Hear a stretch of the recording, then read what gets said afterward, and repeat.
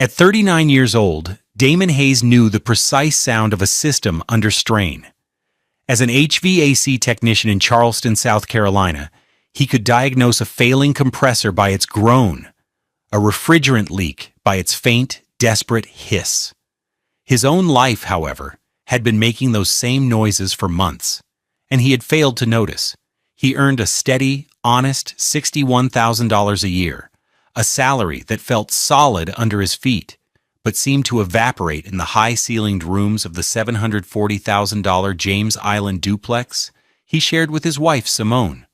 The devastating situation arrived not with a groan or a hiss, but with the crisp, quiet sound of an envelope being placed on the polished granite of their kitchen island. It was a Tuesday evening at 7:12 p.m. "Damon, we need to talk," Simone said. Her voice was flat, rehearsed. She was wearing a $1,200 silk blouse he'd paid for last month, a soft cream color that made her deep brown skin look even more luminous under the recessed lighting. Her mother, Yvette, stood just behind her, a sentinel in a severe navy blue dress that probably cost more than his entire toolkit.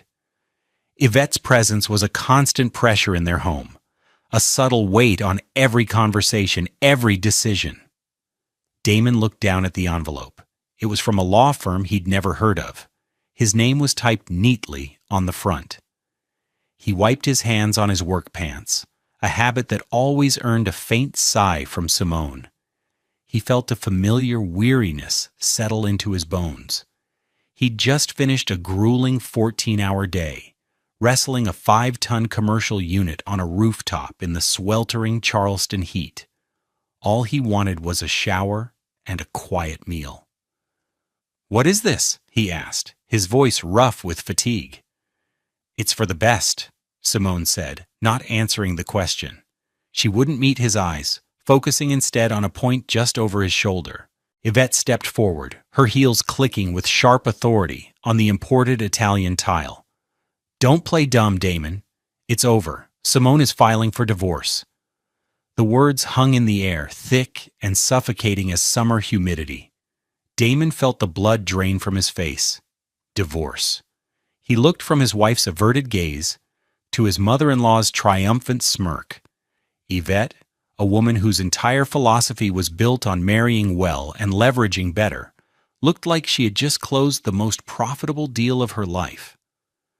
Her eyes, cold and appraising, swept over his grease-stained work shirt and worn-out $95 Red Wing boots. "He came into this family with nothing," Yvette said, her voice dripping with a satisfaction she didn't bother to hide. "He'll leave with even less." Damon finally picked up the envelope. His hands, usually so steady and capable of calibrating the most delicate machinery, were trembling slightly. He knew, with a certainty that chilled him to his core, that this wasn't just the end of his marriage. It was a carefully orchestrated eviction from the life he had poured every ounce of his energy and every dollar of his earnings into building. He had no idea how right she was, or how wrong she would turn out to be. Have you ever felt completely blindsided by someone you trusted? Tell us about a time you felt underestimated in the comments below. We read every single one. The facade of their life had been constructed with his sweat and her mother's ambition. They met 7 years ago at a community jazz festival in Hampton Park. Damon, with his easy smile and quiet confidence, was a breath of fresh air for Simone, who had grown up in a world of social calculation and financial appraisals, courtesy of Yvette. He was a proud black man, his skin a deep, warm brown, his hands calloused from work he was proud of. He loved the simple mechanics of things, the satisfaction of making something broken work again. Their early days were filled with a simple, unpretentious joy. Picnics at Folly Beach with cheap wine in plastic cups, long walks through the historic district admiring the architecture he understood from a practical, structural level. He'd point out the gas lanterns and explain the intricate ductwork required for modern air conditioning in a 200-year-old building. She seemed fascinated. He fell in love with her laugh, the way her carefully styled locks would bounce when she was truly amused. When they decided to marry, Yvette's approval was conditional and barely concealed. "An HVAC technician," she'd said, tasting the words as if they were sour. "Well, it's a trade. I suppose it's stable." The unspoken addendum was clear. It's not enough. The duplex on James Island was Yvette's idea. It was a new construction, a sleek, modern building with huge glass windows that felt more like a corporate office than a home. It cost $740,000, a staggering sum that was miles beyond Damon's financial reality. "It's an investment, darling," Yvette had cooed to Simone, loud enough for Damon to hear. "A starter property." The deal was structured by Yvette. She and Simone would cover the down payment from a trust fund left by Simone's father. Damon, with his steady income and pristine credit, would be on the mortgage. His contribution would be sweat equity, and more tangibly, his entire paycheck. For 5 years, every dollar he earned went into that house.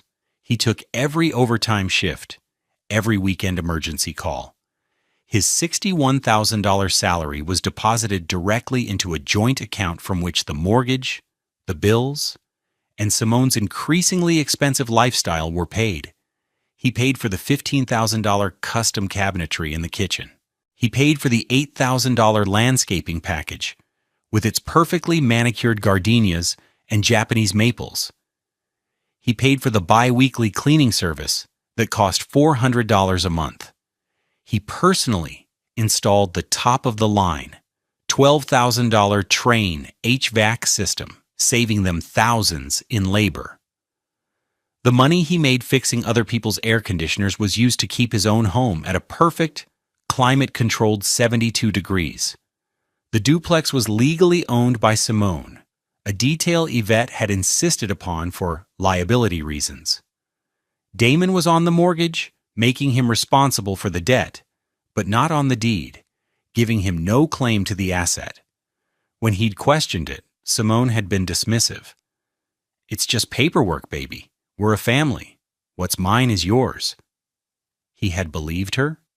He had no idea what a critical mistake he was making.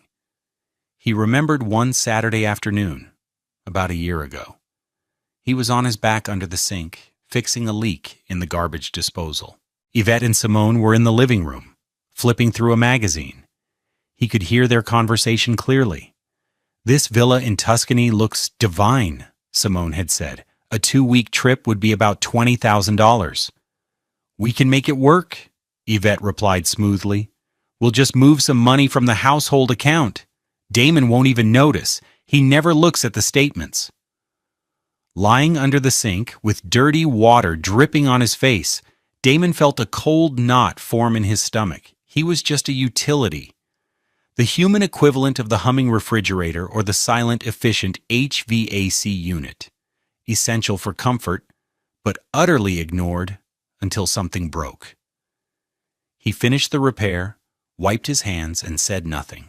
The quiet hum of the house, a sound he had once found comforting, now sounded like a countdown. The cruelty began as a series of small cuts, the kind you don't realize are bleeding until you're weak.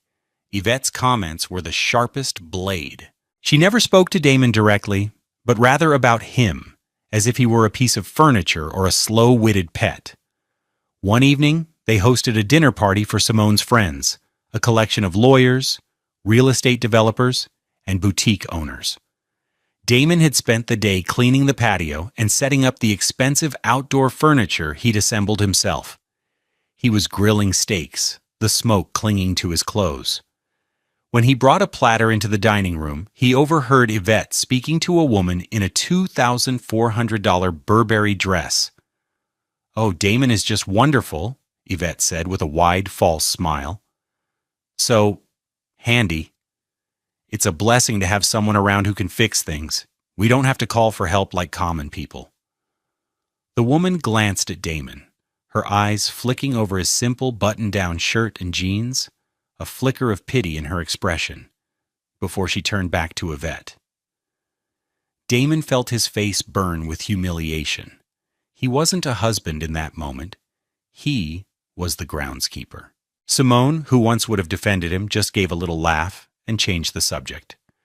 Her allegiance had been shifting for years, a slow, tectonic movement toward her mother's world of cold, hard assets. She started complaining about his hours, the very hours that paid for her $300 yoga classes and her quarterly girls' trips to Miami or New York. "Do you have to smell like coolant all the time?" she asked one night as he came to bed. He had just showered, but the faint chemical scent of his trade sometimes lingered. "It's just not pleasant." The financial cuts were deeper. He started noticing withdrawals from their joint account for stores he knew Simone never shopped at. A $5,000 charge to a men's luxury brand. A $2,000 hotel bill from a boutique hotel in downtown Charleston. When he asked, her answers were vague and dismissive. "Oh, that was for a gift for my cousin," or "Mother needed me to use my card for a business expense." They were lies, and they both knew it. But to call her out would be to start a fight, and he was too tired to fight. He was just trying to keep the system running. The most brutal accumulation of outrage came from the constant, casual reminders of his financial standing. Yvette loved to talk about money, specifically the lack of his. They would be sitting at the dinner table, a meal he had paid for, and she would launch into a monologue. "I was just talking to my financial advisor," she'd announce. "He said the market is perfect for people with liquid capital, people who have assets, not just wages." She would look pointedly at Damon. "It's so important to have something of your own, something that works for you. Otherwise, you're just a hamster on a wheel, aren't you?" Simone would nod in agreement, picking at her salad. "Mother's right, Damon. We need to be smarter. We need to think about our portfolio." Our portfolio. The portfolio consisted of the duplex, which was in her name, and the stocks from her trust fund. His contribution was the cash flow that kept it all afloat. He was the engine, but they held the keys and the title. The breaking point, the moment the final gear in the machinery of his denial sheared off, happened 3 months before the divorce papers appeared. It was his 39th birthday. He had hoped for a quiet dinner, maybe a movie. Instead, he came home at 8 p.m. to an empty house. A single cupcake sat on the counter with a note. "Went out with Mother. There's leftover chicken in the fridge. Happy birthday, S." He sat at the $4,000 custom-made dining table in the house he was paying for and ate a cold piece of chicken. He looked around at the perfectly curated decor, the expensive art on the walls that he had no part in choosing, the sheer glass walls that looked out onto a garden he wasn't allowed to enjoy because he might track in dirt. He felt a profound and chilling emptiness. He wasn't living in a home. He was servicing a showroom. The air handler for the downstairs unit was located in a cramped, musty utility closet at the back of the building, accessible only from an exterior door. He unlocked it and was hit by a wave of stale, hot air. The space was tight, filled with old paint cans, discarded furniture, and boxes of Simone's things she hadn't bothered to unpack years ago. The handler itself was tucked into a dark corner, humming weakly. A classic case of a frozen coil, he suspected. He laid out a canvas drop cloth and got to work. The light from his headlamp cut a sharp beam through the dusty air. As he knelt down to access the service panel, his knee bumped against a stack of old cardboard boxes. One of them, a worn-out box labeled college textbooks, teetered and fell, spilling its contents. It wasn't textbooks. It was full of old photo albums and loose papers. Annoyed, Damon started gathering the mess. That's when he saw it. Tucked inside a photo album was a slim, gray folder. It didn't look like it belonged with the other sentimental junk. It was modern, professional. Curious, he pulled it out. There was no label on the front. He opened it. The first page was a single sheet of high-quality, cream-colored paper, the kind Yvette used for her personal stationery. At the top, in her elegant, sharp handwriting, were 2 words: exit terms. His heart stopped.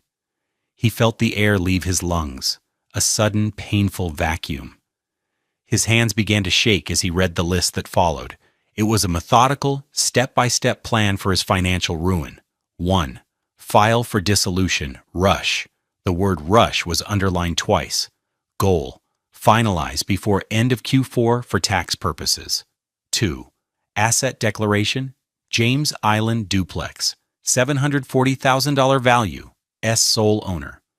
Joint account balance, transfer remaining approximately $12,000 to personal account, done. D's 401k, approximately $48,000. Claim 50% marital asset.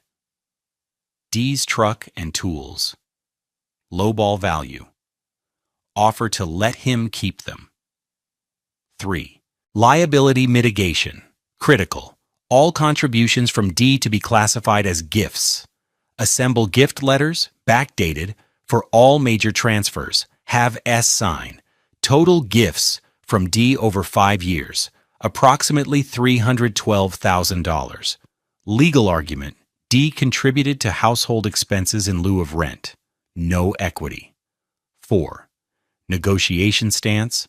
Offer: he leaves with personal effects only. No alimony, no asset split. Counter: if he pushes, threaten to sue for his share of joint credit card debt, approximately $28,000, mostly S's charges. Bottom line, he leaves poorer than he arrived. The last line was a gut punch. He leaves poorer than he arrived.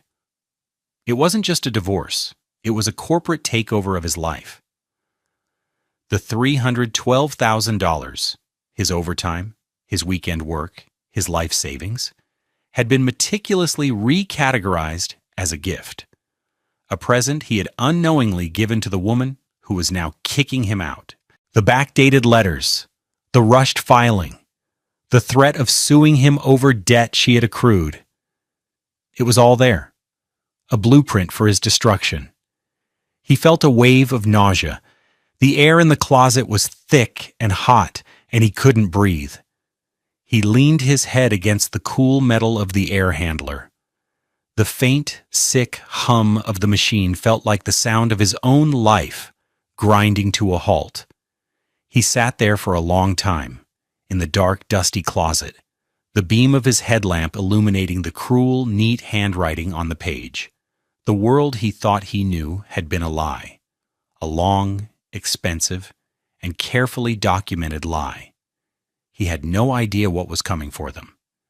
He carefully slid the folder back into the photo album, placed it in the box, and stacked it exactly as he had found it. Then he went back to fixing the air conditioner, his movements calm, precise, and automatic, while a cold, hard resolve began to crystallize in his chest. The days that followed were a masterclass in strategic restraint. "Damon," she began, her voice artificially bright, "I was talking with the bank. To get your name off the mortgage, they need us to sign some papers. It's just a formality, to release you from the debt." He looked at her, his expression carefully neutral. He knew from Yvette's checklist that this was a lie. They weren't releasing him from anything. They were likely trying to get him to sign something that would further waive any claim he might have. "Okay," he said simply, pouring coffee into his old, battered thermos. "Just have your lawyer send the papers to me. I'll want to look them over." A flicker of annoyance crossed her face. "Why?" "It's simple. We can just sign them here." "I just want to be careful," he said, his voice soft. "It's a big decision." He capped his thermos and walked out, leaving her standing there, momentarily flustered. She had expected a simple, compliant signature. She had not expected caution. The second scene was that Saturday. Yvette was over, as usual. They were in the living room, openly discussing plans for the duplex after he was gone. He was sitting on the back patio, cleaning his tools, the sliding glass door ajar just enough for him to hear everything. "The gray in the guest room will have to go," Yvette declared. "It's so drab. We'll paint it a nice, optimistic sage, and we'll turn Damon's little workshop space in the garage into a proper yoga studio for you, Simone." "I'd like that," Simone said, "and we can finally get rid of that awful old truck of his. It's an eyesore. We could lease a new Lexus for that spot." Damon continued to meticulously wipe down a set of wrenches, his movements steady. They were dividing up his life like spoils of war, right in front of him. They saw his 2012 Toyota Camry as an eyesore. He saw it as the last gift from his father, a vehicle that had never once failed him. They saw his workshop as wasted space. He saw it as the place where he built a career with his own two hands. The contrast was stark and painful. He felt the anger coil in his gut, but he channeled it into focus, polishing the chrome on a wrench until it gleamed. The most difficult scene was a week later. Simone approached him with a backdated letter. It was exactly what the checklist had described. A gift letter, artfully written, stating that his contribution of $45,000 for the kitchen renovation in 2021 was a gift of love and affection with no expectation of repayment. "My lawyer said we need these for our records," she said, her hand trembling almost imperceptibly as she held out the pen, "to document all the help you gave us over the years. It's for the taxes." He took the paper and read it slowly, his heart pounding a slow, heavy rhythm against his ribs. He looked up at her, directly into her eyes for the first time in weeks. "You want me to sign something that says I gave you 45 grand as a gift?" "It was a gift, wasn't it?" she said, her voice wavering. "You did it because you loved me." He could have exploded. He could have thrown the checklist in her face. He could have called her a liar and a thief. Instead, he drew on a reserve of calm he didn't know he possessed. He placed the letter and the pen on the counter. "I'll have to think about it, Simone," he said, his voice quiet but firm. "That's a lot of money to sign away." He walked away, leaving her holding a pen that was meant to sign away his future. Each of these moments was a test, and with each one he passed, his resolve hardened. They thought he was a simple man, a handyman who could be easily manipulated. They had no idea that the same mind that could trace a complex electrical fault could also trace the lines of their betrayal and plan a response with devastating precision. He was playing for time, and he was gathering his evidence. The sealed envelope from his father sat in the lockbox in his truck, waiting. The wall was at his back, and it was time to see what his father had left him to push back with. The following Monday at 10 a.m. sharp, Damon walked into the downtown Charleston offices of Sharma and Associates. He had found Ms. Anya Sharma through a referral from a union brother who had gone through a nasty divorce. "She's a shark," his friend had said, "but she's the shark you want on your side." The office was understated but expensive, with views of the Cooper River. Ms. Sharma was a tall, elegant black woman in her late 40s, with her hair in immaculate twists and a gaze that seemed to see right through him. She wore an $8,700 Armani suit, but her handshake was firm and no nonsense. She listened without interruption as Damon laid out the story, his voice low and steady. He told her about the 5 years of work, the joint account, the $312,000 of his earnings poured into a property that wasn't in his name. Finally, he placed a high-quality photocopy of Yvette's exit terms checklist on her polished mahogany desk. Ms. Sharma picked up the sheet and her eyes scanned the list. She was silent for a full minute. The only sound in the room was the distant cry of a seagull. When she looked up, her expression was grimly impressed. "This is audacious," she said, her voice a low hum. to write it all down. The arrogance is breathtaking. This is a clear, premeditated conspiracy to commit financial fraud against a marital partner. She tapped the paper. This document is our cornerstone, but it's her word against yours. They'll claim you forged it. Damon nodded.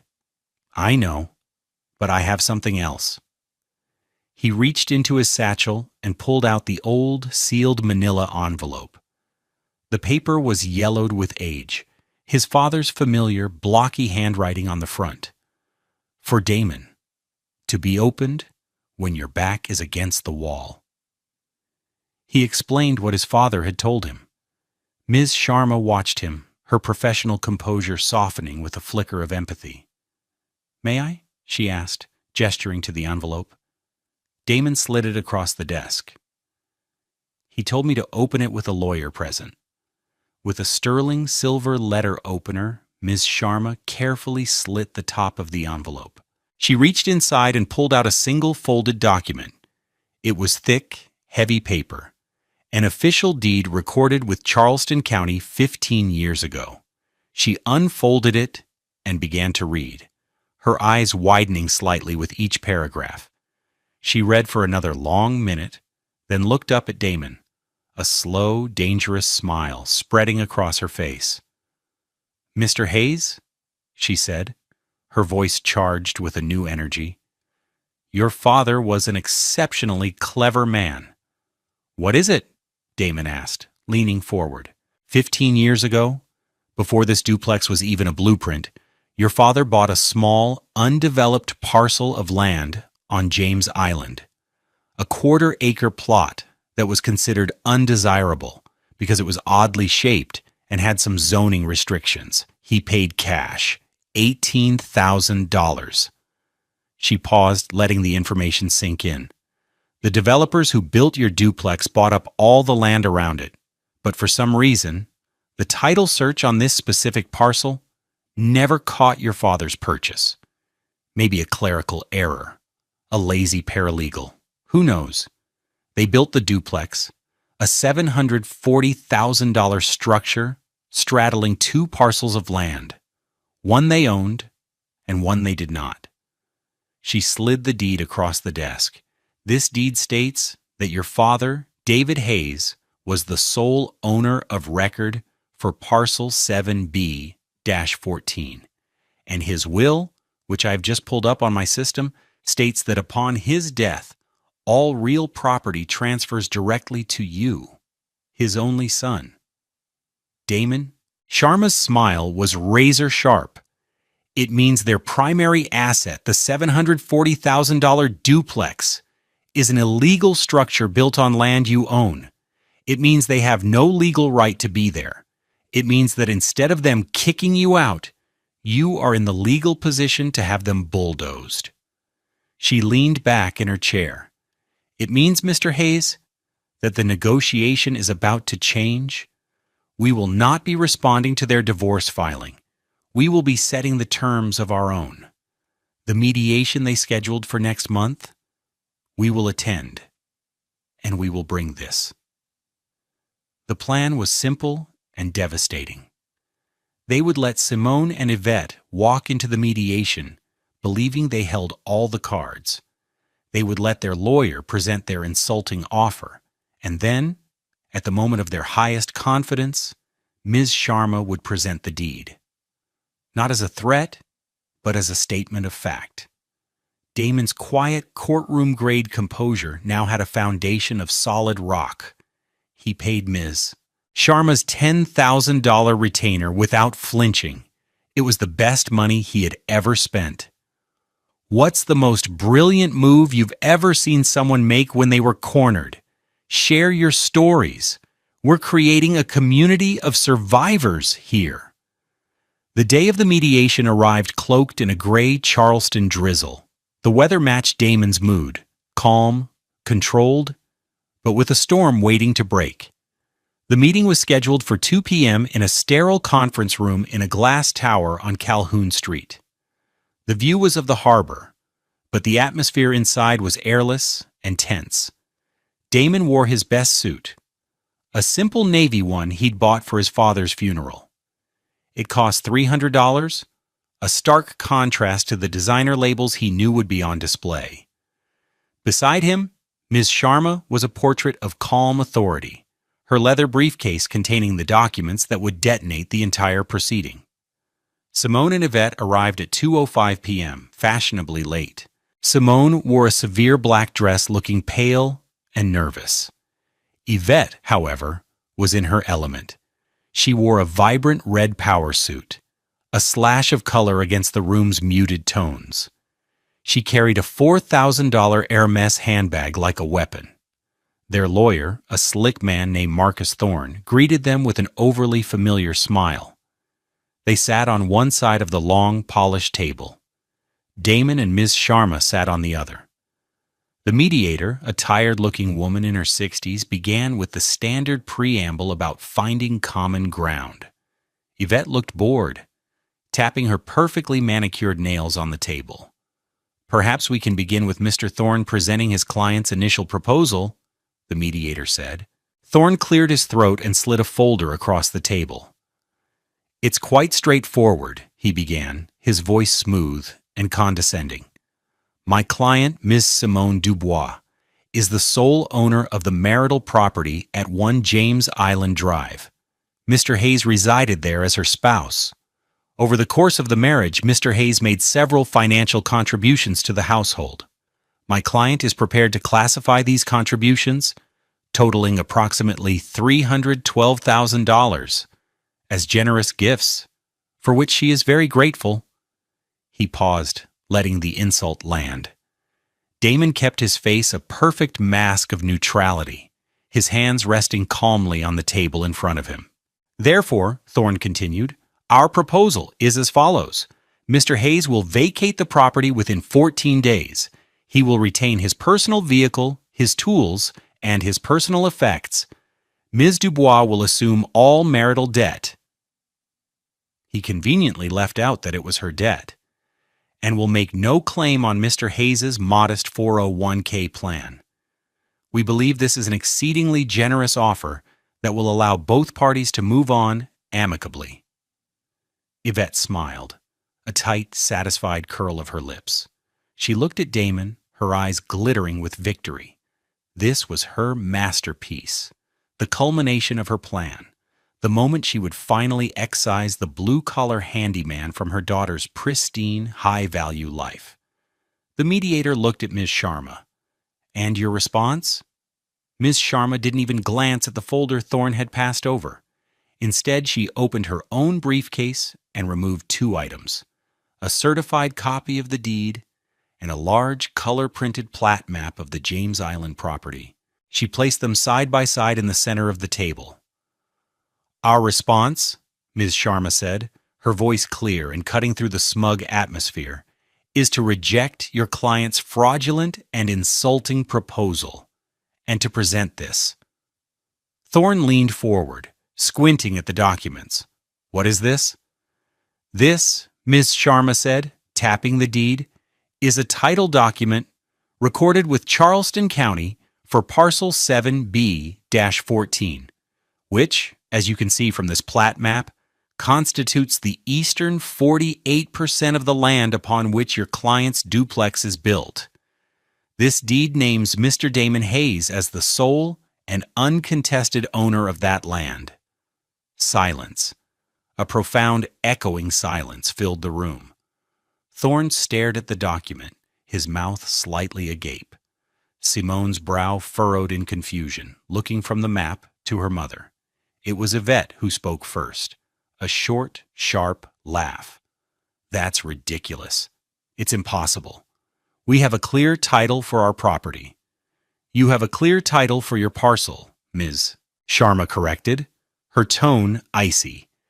"You do not, however, have title for Mr. Hayes's parcel. Your developer made a catastrophic error, and for the past 5 years, your daughter has been living in a structure that is illegally trespassing on my client's land." The color drained from Yvette's face. The triumphant red of her suit suddenly looked garish. She snatched the deed, her eyes scanning the legal language, searching for a loophole, an error. There was none. It was perfect, legal, and ironclad. This is a mistake, she stammered. The only mistake, Ms. Sharma said, her voice dropping to a near whisper, was your assumption that my client was a simple man you could cheat and discard. The assumption that he came with nothing and that you could leave him with less. She used Yvette's own words, a callback that landed with the force of a physical blow. Simone finally understood. Her head whipped around to look at Damon. For the first time, she wasn't looking at the handyman, the provider, the problem. She was looking at the man who owned the ground beneath her feet. Her eyes were wide with a dawning horror. Ms. Sharma leaned forward, her voice now firm and commanding, addressing Thorne but aiming her words at Yvette and Simone. So here is our proposal. The divorce will proceed. My client will make no claim on any of your assets. He wants nothing from you. In return, you will vacate his property.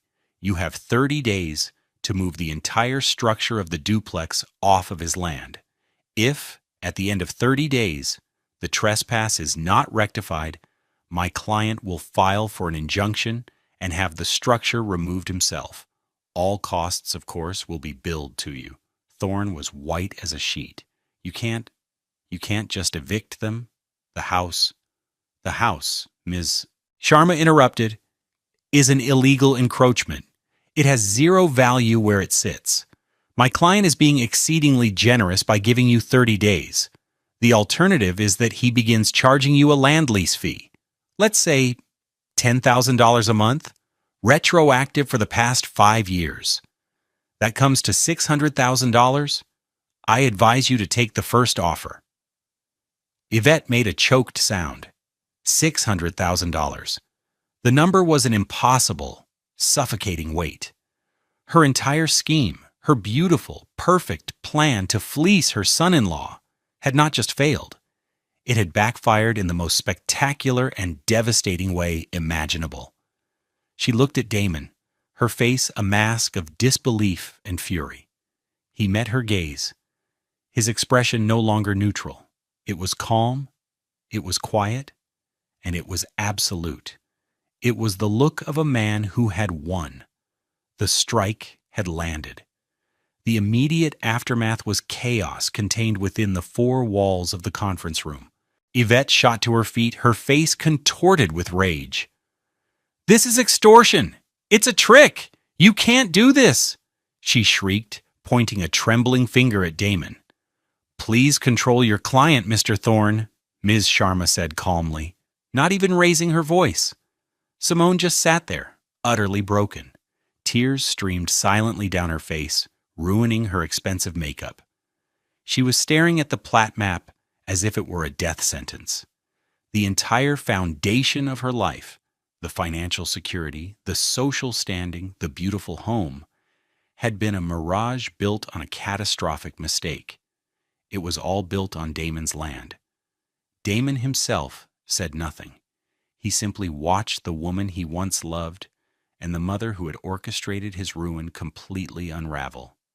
He felt no triumph, no joy, just a vast, quiet emptiness and the grim satisfaction of justice served. He had endured their condescension and cruelty in silence, and now, in their moment of collapse, his silence was his ultimate statement. The consequences began to cascade the very next day. Thorne, their lawyer, called Ms. Sharma in a panic. Moving a duplex was a logistical and financial impossibility, costing hundreds of thousands of dollars they didn't have. He tried to negotiate, to bluster, to threaten. Ms. Sharma simply reiterated the terms: 30 days. The first consequence was financial. The $740,000 duplex was now a worthless liability. They couldn't sell it. They couldn't refinance it. They couldn't even live in it without Damon's permission. Yvette's carefully constructed portfolio, built around this central asset, collapsed overnight. The second consequence was social. Yvette had bragged endlessly about the duplex, about her clever real estate acumen. The news of the land issue, as it was delicately termed, began to leak out. The humiliation was a poison that seeped into every corner of her life. She had built her identity on being a shrewd, successful woman who always came out on top. Now, she was the fool who had built her castle on another man's land. The third consequence was the forced sale of their assets. To even begin to afford the legal battle they were facing, Yvette had to liquidate a significant portion of her stock portfolio. The market was down. She lost over $150,000 in the panicked sale. Simone had to sell her car, a white BMW 3 Series she adored, which had cost $43,000 just 2 years earlier. She got $28,000 for it, the loss a bitter pill to swallow. The voicemails started coming. At first, they were from Simone. Message 1. Damon, call me. We need to talk about this. There has to be another way. Confused, pleading. Message 2. This isn't fair. You're destroying my life over a piece of paper. After everything I did for you. Angry, entitled. Message 3. Please, Damon, I'm sorry, okay? I'm sorry. I let my mother push me. Please don't do this to me. Crying, desperate. Then the messages from Yvette began. They were a master class in psychological collapse. Message 1. You think you're so clever, don't you? My lawyers will tear this ridiculous claim apart. You will get nothing. Threatening, arrogant. Message 2. Damon, this is Yvette. Perhaps we were too hasty. There is a financial arrangement that could be mutually beneficial. Let's be adults about this. Bargaining, manipulative. Message 3. You are a cruel, vengeful man. To do this to your family, after we took you in, you are nothing but trash from the gutter. Vicious, insulting. Message 4. A long, rambling message left at 3 a.m., her voice thick with alcohol and despair. It was just sobbing and incoherent whispers about being ruined. Damon listened to each message once, then deleted it. They were the sounds of a system under a strain it could not withstand. The desperate groans of a machine finally breaking down. He felt a sliver of pity, but it was quickly eclipsed by the memory of Yvette's triumphant smirk as she told him he would leave with nothing. She was right, in a way. He was leaving with nothing that they had given him. Instead, he was taking back what was his all along, the land, and on that land he would build his own future. 1 year later, the James Island duplex still stood, but it was transformed. The drizzle of the mediation day had long since given way to the bright, warm sunlight of a new beginning. Damon had not forced them to move the structure. After the divorce was finalized on his terms, he walked away clean, no debts, no claims.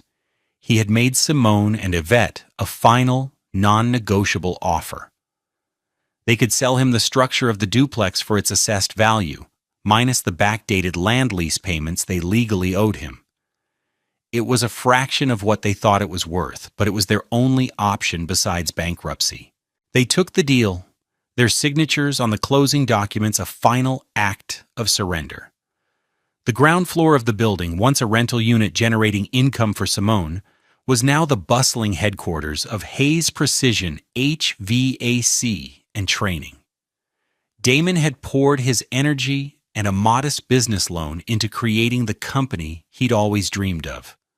The wide glass windows that once felt cold and impersonal now looked out onto a world of possibility. Inside, the space was clean, organized, and humming with purpose. State-of-the-art diagnostic equipment sat on new workbenches. The air smelled of ozone and potential. He had started an apprentice program, taking on 4 young people from underserved neighborhoods in North Charleston. He was teaching them a skilled trade, giving them the tools to build a stable life, just as his father had done for him. He saw the same hunger and determination in their eyes that he had felt his whole life. His company was thriving. He was now earning well over 6 figures, but the number on his bank statement mattered less than the value of the work he was doing. His skin, a luminous deep brown, glowed under the fluorescent lights of the workshop, the light of a man at peace in his own domain. One crisp October afternoon, Simone appeared at the open bay door of the workshop. She was thinner, and the expensive clothes had been replaced by a simple dress. She looked hesitant, a ghost from a past life. "Damon?" she said, her voice small. He looked up from the condenser unit he was explaining to his youngest apprentice. "Simone." He wasn't angry. He wasn't anything, really. He felt a strange, detached calm. I just wanted to say I'm sorry," she said, the words sounding foreign and clumsy on her tongue. "For everything. My mother. She's living with my aunt now. She lost everything. I'm working as a receptionist. I was wrong. I was so wrong." Damon nodded slowly. He thought of all the angry, bitter things he could say. He thought of the years of quiet humiliation, of being treated like a utility. But looking at her now, stripped of her mother's ambition and her designer armor, he just saw a woman who had made a terrible choice and was now living with the consequences. "I forgive you, Simone," he said, and the words were true. It wasn't for her. It was for him. The forgiveness was the final piece of baggage he needed to set down so he could move forward freely. "I hope you find your way." She gave him a watery, grateful smile and turned to leave. She paused and looked back at the bustling workshop, at the young apprentices learning and laughing.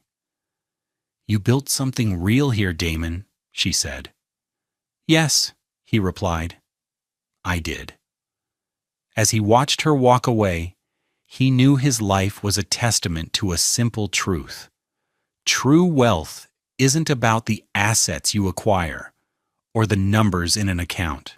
It's not about expensive houses with glass walls or the approval of people who only value what you can provide them.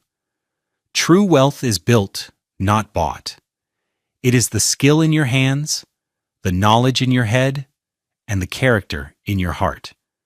It's the foundation you lay, brick by brick, with integrity and hard work. Some people build their houses on sand, on schemes, and shortcuts, but a house built on a foundation of character, on a piece of land that is truly your own, can withstand any storm. And from there, you can build a legacy that will shelter and empower others for years to come. We all face moments where we have to choose what we build our lives on. If Damon's story of finding his foundation resonated with you, please like this video and subscribe to Love Beyond Pride for more stories of justice and new beginnings. Your support helps us share these important messages.